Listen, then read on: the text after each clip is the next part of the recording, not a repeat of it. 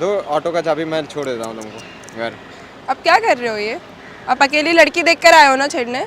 अरे हाँ एकदम, मैं तो देखा पापा की परी आपको हमें। कहाँ जाना है? मैं आपको छोड़ दूंगी। कहीं नहीं, मुझे आपसे बस दोस्ती करनी थी, कहीं जाना नहीं था।